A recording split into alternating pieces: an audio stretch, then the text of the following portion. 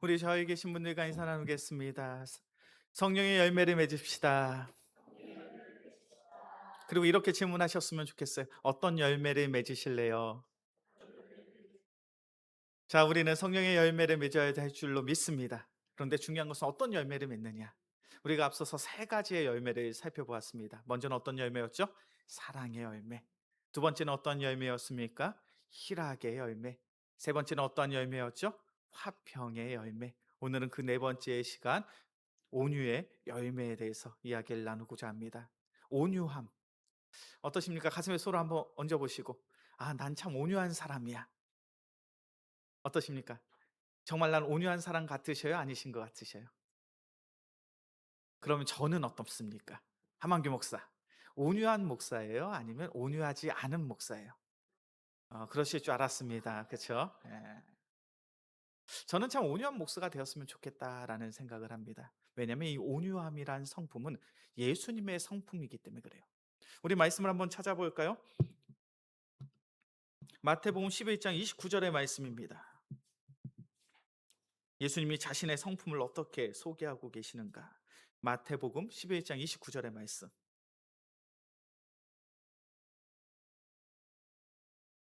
함께 봉독합니다. 나는 마음이 온유하고 겸손하니 나의 멍에를 메고 내게 배우라. 그리하면 너의 마음이 쉼을 얻으리니.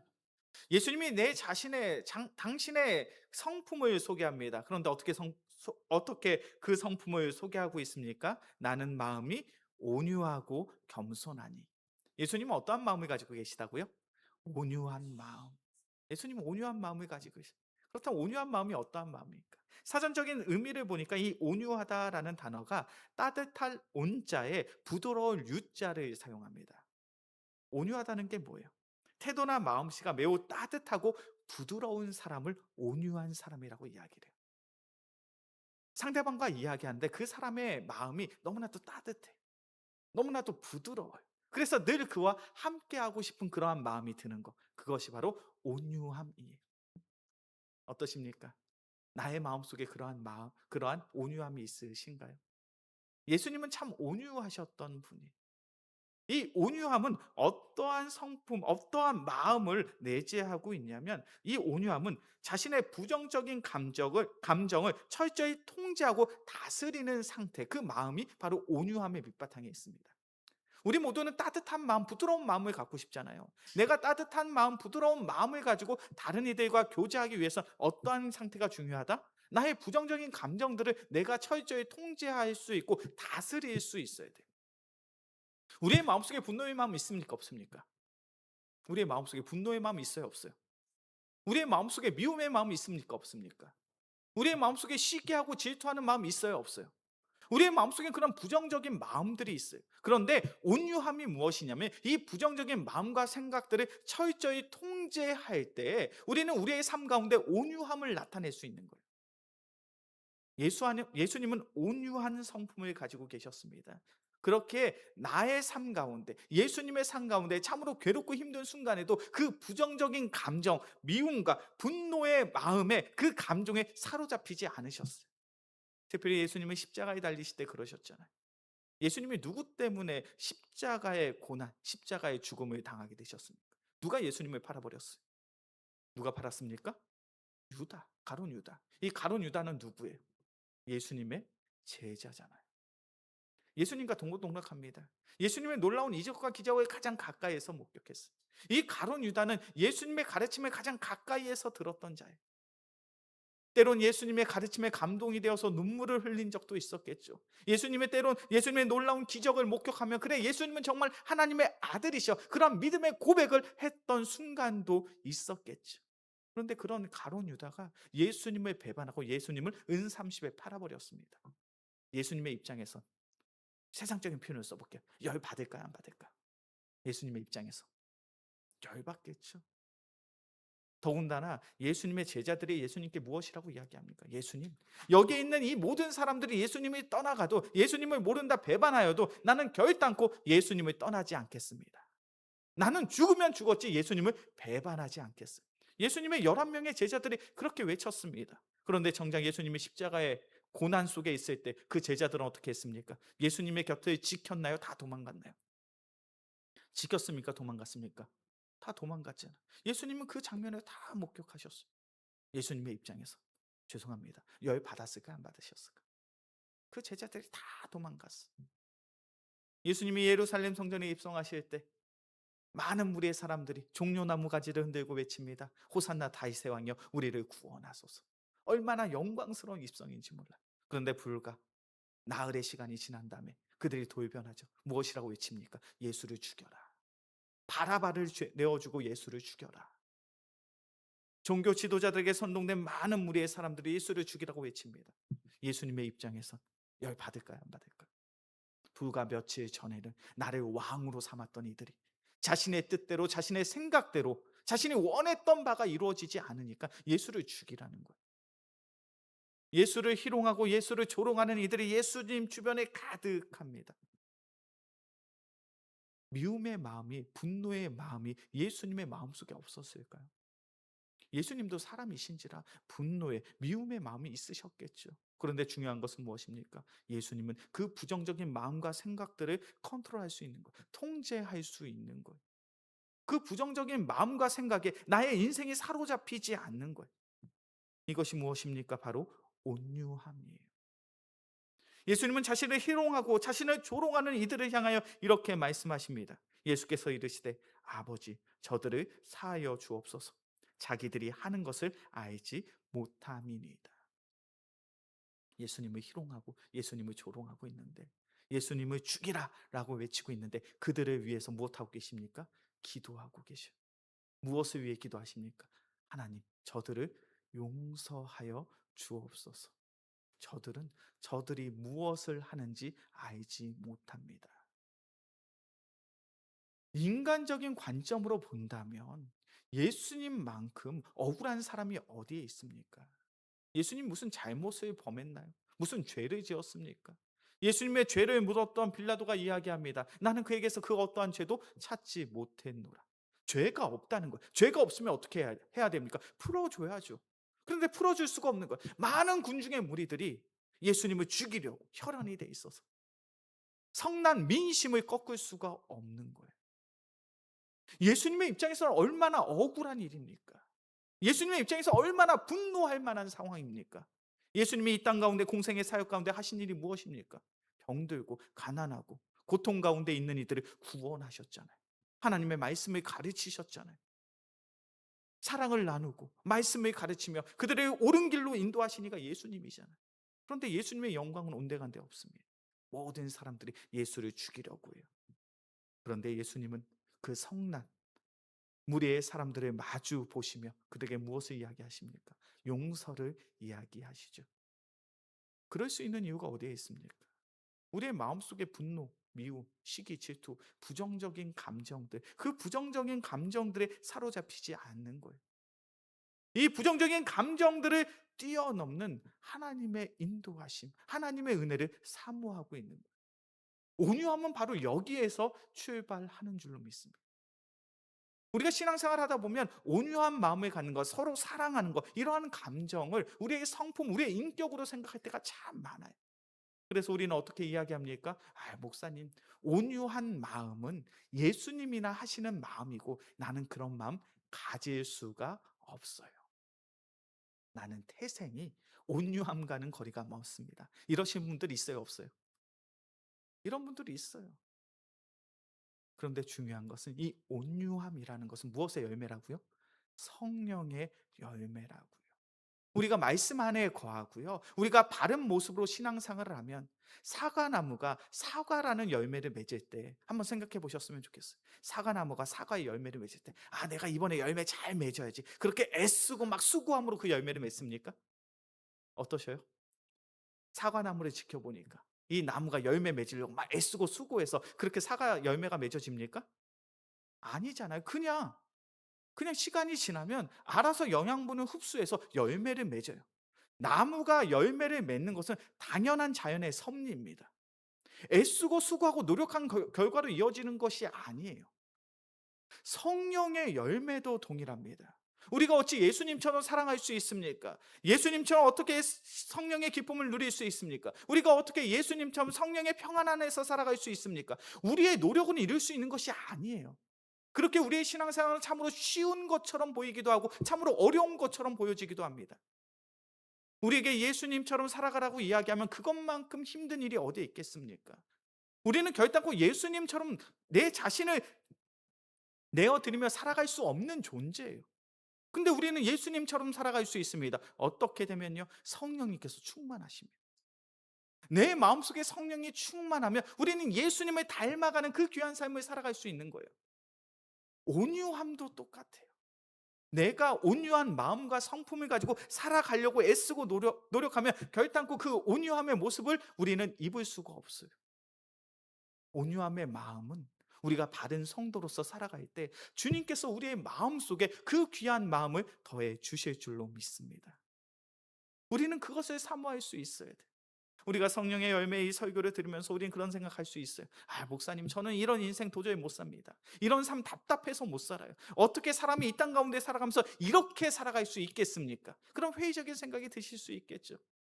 내가 하려면 못해요. 하만규 목사가 예수님처럼 온유함을 가지고 살겠노라 그렇게 다짐하고 결단하고 살아가면요, 저는 결단코 예수님처럼 온유함으로 살아갈 수 없습니다. 그렇다면 어떻게 해야 됩니까?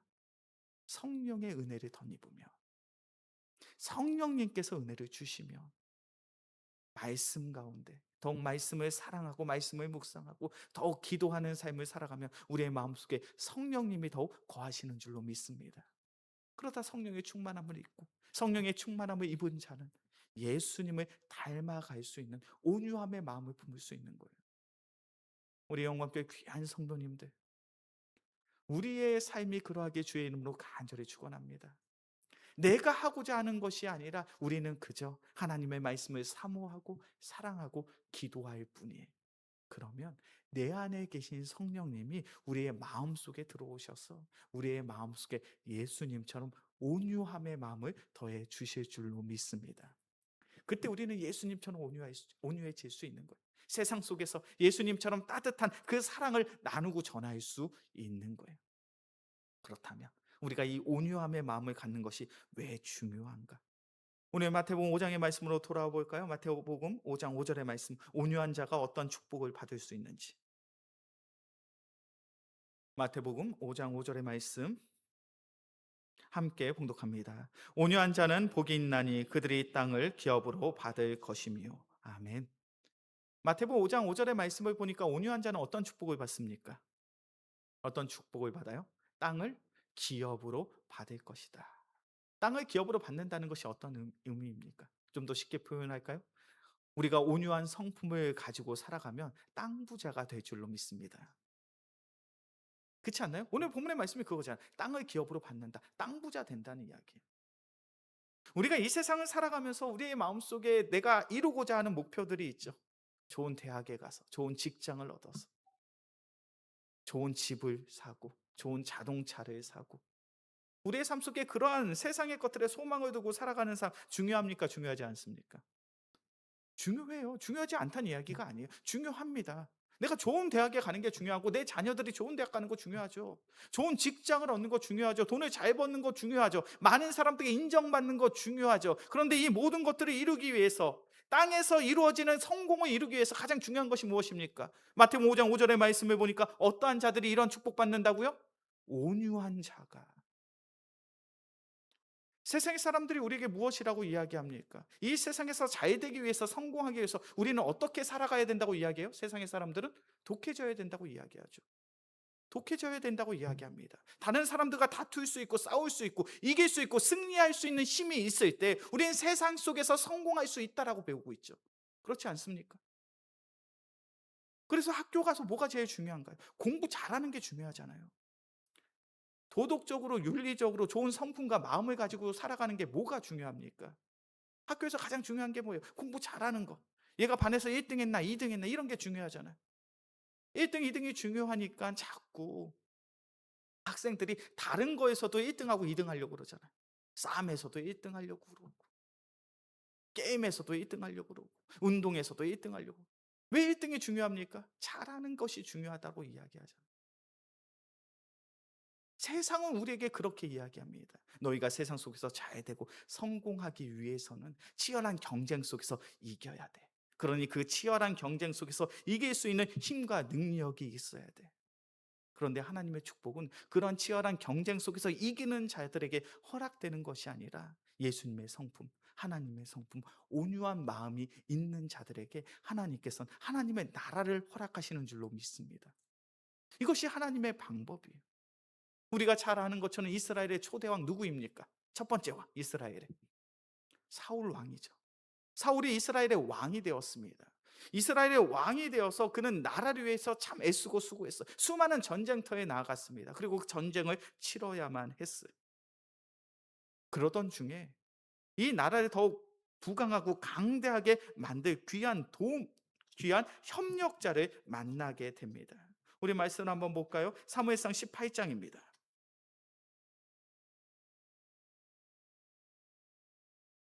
사무엘상 18장 5절에서부터 7절까지의 말씀.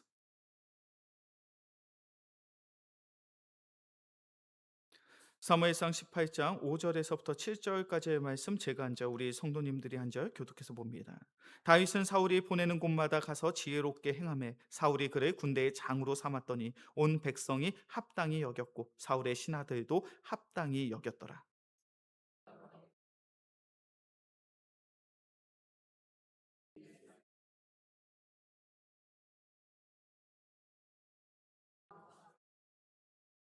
함께 봉독합니다. 여인들이 뛰놀며 노래하며 이르되 사울이 죽인 자는 천천히요 다윗은 만만이로다 한지라.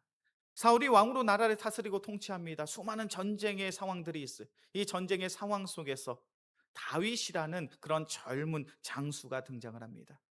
이 다윗은요 절대로 굴복시킬 수 없을 것만 같았던 골리앗을 무찔렀어요. 너무 전쟁을 잘하는 거예요. 싸움을 잘하는 거예요. 그렇게 5절의 말씀을 보니까 사울이 보기에 다윗은 어떠한 자입니까? 지혜롭게 행하는 자예요. 그래서 군대의 장을 삼습니다. 군대 장관으로 삼았어요. 장수로 삼았어요. 그래서 다윗이 전쟁터에 나갈 때마다 승리를 합니다.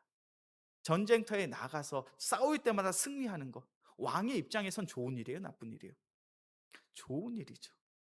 다윗을 통하여 나라가 부강해지고 있는 것.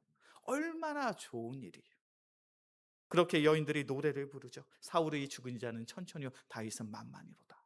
사울 왕도 참 대단하지만 다윗은 정말 대단한 장수에 이런 찬양 이런 노래가 나오는 거예요. 다윗을 통하여 이스라엘은 더욱 부강한 나라가 되고 있습니다. 왕의 입장에서 이 상황을 어떻게 받아들여야 돼요?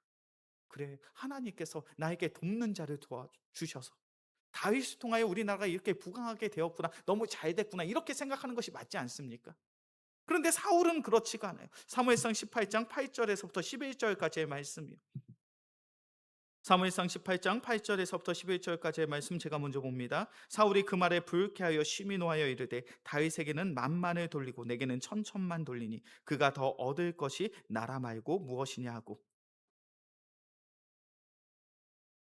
그 이튿날 하나님께서 부리시는 악령이 사울에게 힘있게 내림에 그가 집안에서 정신없이 떠들어대므로 다윗이 평일과 같은 손으로 수금을 타는데 그때 사울의 손에 창이 있는지라.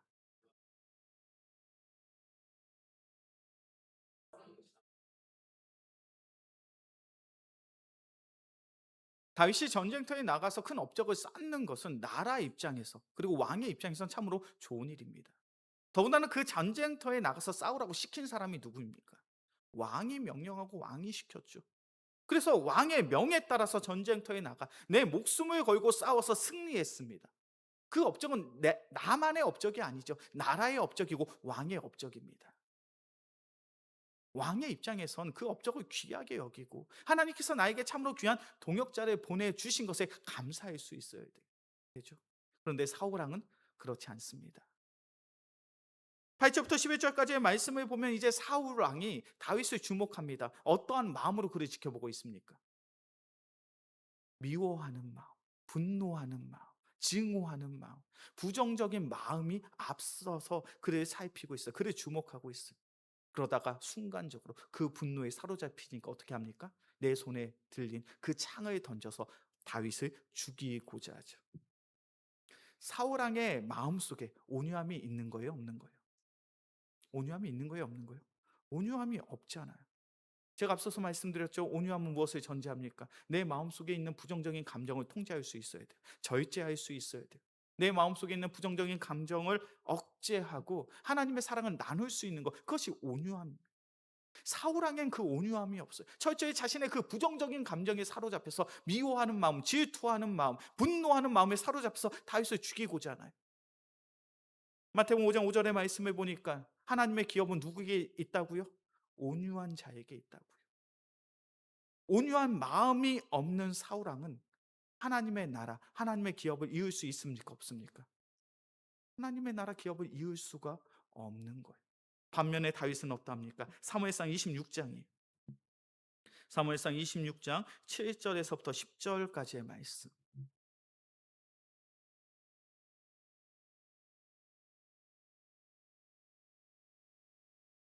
사무엘상 26장 7절에서부터 10절까지의 말씀. 제가 한 절, 우리 성도님들이 한 절 교독해서 봅니다. 다윗과 아비새가 밤에 그 백성에게 나아가 본즉 사울이 진영 가운데 누워 자고 창은 머리 곁 땅에 꽂혀 있고 아브넬과 백성들은 그를 둘러 누웠는지라.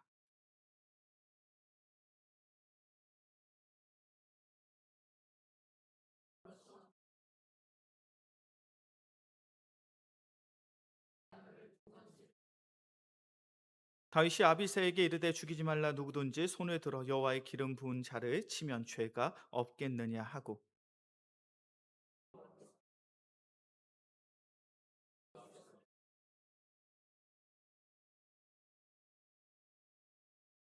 아멘. 사무엘상 26장은 어떤 상황이냐면 이제 사울이 그 분노의 마음에 사로잡혀서 다윗을 죽이고자 추격하는 상황입니다. 다윗은 도망자로서 살아가요. 사울의 추격을 피해서. 왜냐하면 사울에게 붙잡히면 죽임 당하게 되는 것을 알기 때문에. 그런 급박한 상황 속에 도망가다가 문득 사울 왕의 진지를 봤더니 왕이 잠들어 있는 거예요. 왕의 신하들도 잠들어 있는 거예요. 그렇게 다윗의 장수 아비새가 이야기합니다. 왕이시여, 사울 왕을 죽일 수 있는 절호의 찬스, 절호의 기회입니다. 지금 내가 내려가서, 왕이 명령하시면 지금 내가 내려가서 단번에 그를 찔러 죽이겠습니다. 왕이 명령만 하면 사울 왕을 죽일 수 있는 절호의 찬스, 절호의 기회가 지금 다윗 왕 앞에 놓여져 있는 거예요. 그런데 그 상황 속에 다윗 왕이 무엇이라고 이야기합니까? 아비새에게 사울 왕을 죽이라고 명하나요? 그렇지 않죠. 어찌 하나님의 기름 부음 받은 자를 죽일 수 있겠느냐? 나는 그를 죽일 수 없다라고 이야기를 합니다. 지금 다윗은 누구 때문에 그 고생하고 있습니까? 누구 때문에 그 고생하고 있어요? 사울 때문에 그 고생하고 있죠. 사울 왕 때문에 그 고생을 하고 있습니다. 사울 왕만 죽으면 사무엘에게 기름 부음도 받았겠다. 이스라엘의 왕이 될 수 있어요. 사울 왕만 없으면 나의 인생이 평탄하고 행복한 인생을 살아갈 수 있을 것처럼 보여집니다. 그 절호의 찬스, 절호의 기회, 그 기회를 다윗은 거절하고 있어요. 다윗은 그 분노, 부정적인 마음과 감정에 사로잡히지 않습니다. 다윗은 무엇을 주목하고 있습니까? 하나님의 인도하심을 주목하고 있어요. 그가 고백하고 있는 것이 무엇입니까? 10절의 말씀이죠. 다윗이 또 이르되 여호와께서 살아계심을 두고 맹세하오니 여호와께서 그를 치시리니 혹은 죽을 날이 이르거나 또는 전장에 나가서 망하리라. 사울의 인생은 누가 책임진다는 거예요? 하나님이 하신다는 거예요. 하나님이 하실 것이기에 나는 그 순간에, 그 상황에, 그 부정적인 마음에 사로잡히지 아니하고 하나님이 하실 것을 기대하고 살아가겠다.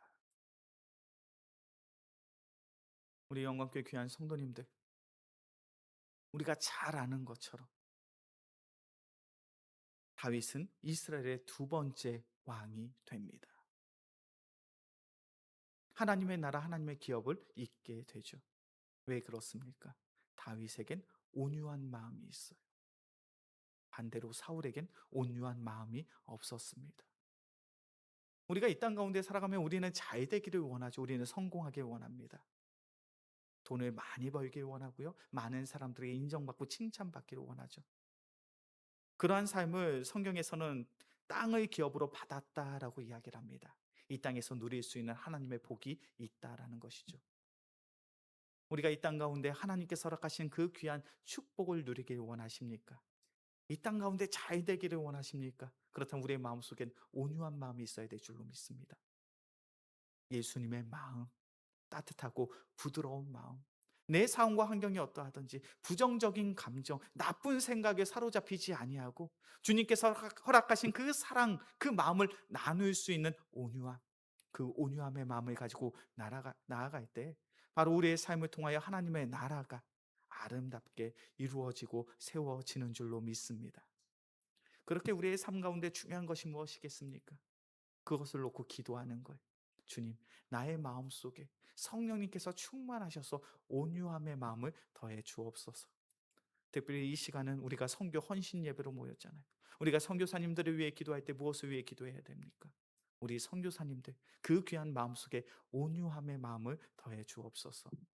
왜 우리 선교사님들이 온유함의 마음을 갖는 것이 중요할까요? 우리 선교사님들이 온유한 마음을 가지고 있어야 그 귀한 선교의 현장에 아름다운 구원의 열매가 맺게 될 줄로 믿습니다.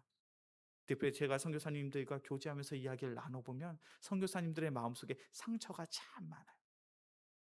특별히 누구 때문에 받은 상처가 많을까요? 현지에 있는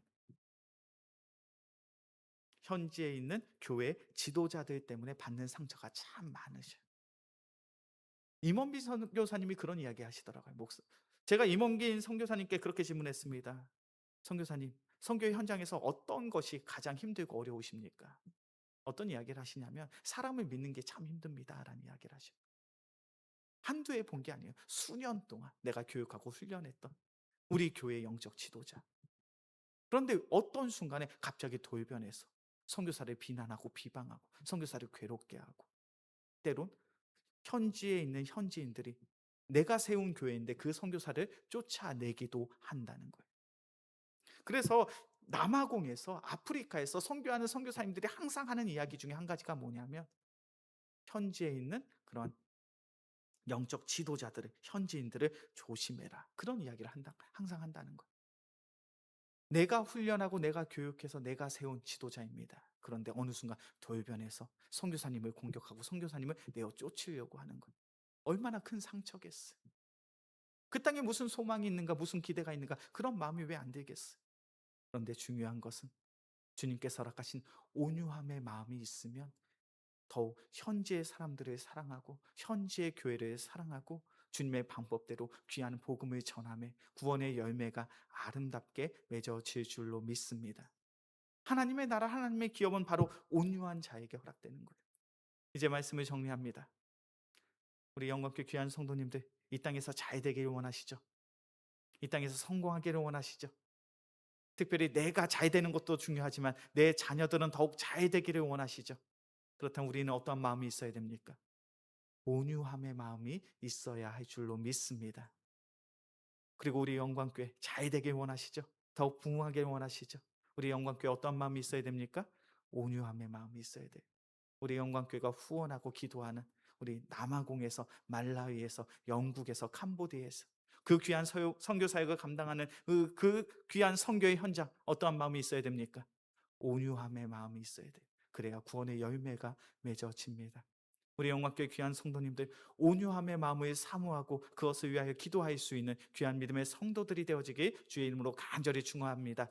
그래야 그 귀한 온유함의 마음을 가지고 이 땅에서 잘 될 수 있는 하나님의 나라의 그 귀한 기업을 이을 수 있는 우리 모두가 되어지길 주의 이름으로 간절히 축원합니다. 기도하겠습니다. 사랑의 주님, 감사합니다. 주님께서 우리를 사랑하사 선교 헌신 예배로 모이게 하심에 감사를 드립니다. 하나님의 나라, 하나님의 기업은 온유한 자들의 삶 가운데 허락되어지는 축복인 줄로 믿습니다. 우리 영광교회 귀한 성도들의 마음속에 온유함의 마음을 다하여 주사 우리의 가정, 우리의 기업, 우리 영광교회 그리고 귀한 선교지에 주님께서 허락하신 하나님의 나라의 기업에 그 귀한 축복과 은혜를 마음껏 누릴 수 있는 귀한 은혜의 성도들 되게 하여 주시옵소서.